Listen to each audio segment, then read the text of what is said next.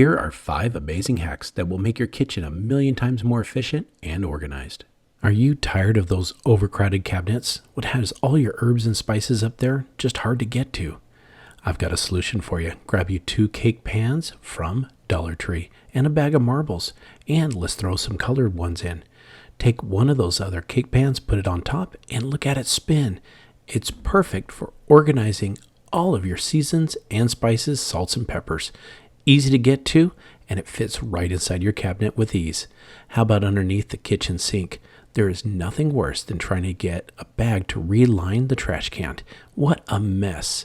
A solution for that is to grab a curtain rod. Take that curtain rod and all its parts, and you're just going to lay it out. Grab the garbage bag, pull it out, and that's how you're going to size the curtain rod. Go ahead and give it a little extra space, mark it, and what we can do is cut it right there at the mark. Once you snap it off, put the ends back on to keep it safe. Put a little bit of a buffer, but make sure you put the brackets on, and look at that. It goes right on your cabinet door, saves up space, and easy to get to. I'd like to take a quick 60-second break to acknowledge the sponsor of today's video. Another great kitchen hack is always having high quality, sharp knives like these Japanese steel knives made by Kamikoto. Kamikoto uses high quality Japanese steel. The set has a Nikiri vegetable knife, 7 inches long. You can cut up cilantro quickly and easily. The slicing knife, which is 8.5 inches long, that will easily cut through a tomato. And don't forget the utility knife. It's 5 inches long, made especially for cutting up nice thin slices of that marinated tri-tip. Because of their single bevel edge, Kamikoto knives can achieve an unbelievably sharp edge you just can't get with other knives. Each knife is individually inspected and comes with a lifetime guarantee. The knives are used by Michelin star chefs all over the world.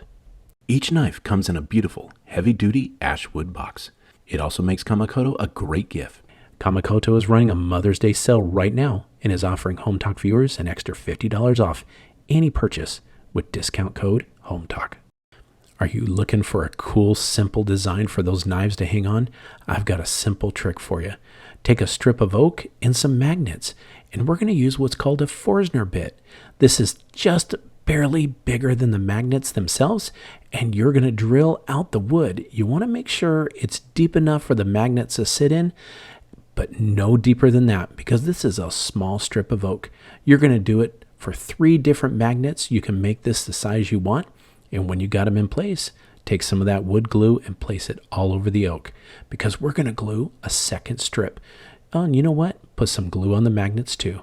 Take that second strip of oak and put it right there, right on top. Use some clamps to hold it down.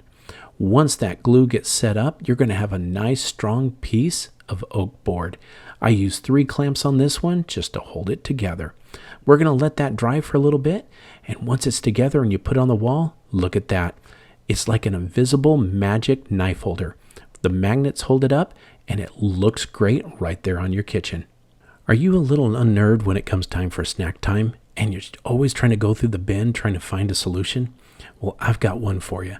Take a shoe hanger, and we're going to put it on the back of a pantry door or a cabinet. All you need is some simple hooks. Mark your spots and drill those in all the way tight against your door. You can then take the shoe holder and put it up on the door, and it holds your snacks easy to get to. Now, let's not forget about those knives. Regular knife blocks can dull the edge of your knife when it scrapes against the wood. By taking some scrap wood, I used some cedar on this project, and glue, I made myself a little box.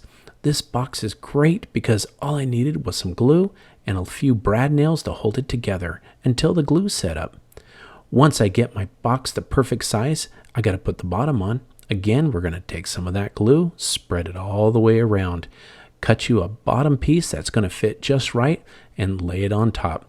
A few simple nails will hold it in place, again, till the glue dries in a couple hours. And look at that. There we go. But I need to make some legs for it, and I'm going to sand it down. Get it nice and smooth. You can stain it if you want. And then when I get finished with it, and it's all nice and smooth, ready to go, we're going to set that in our kitchen. And it's going to be just a great decoration piece. We're not done yet, though. All we got to do is grab some skewers from the Dollar Tree, cut them to size, and put them in. I know it seems a little weird putting the pokey ends in first, but watch this. Fill this up. It only cost a few bucks, and watch this. Once you get it full to the top, get it all nice and even shaken out, put it in place, and set your knives in. It holds it just perfect. And it won't dull the edge of your knives because it's not scraping against wood. Isn't that just a beautiful little homemade project for your kitchen?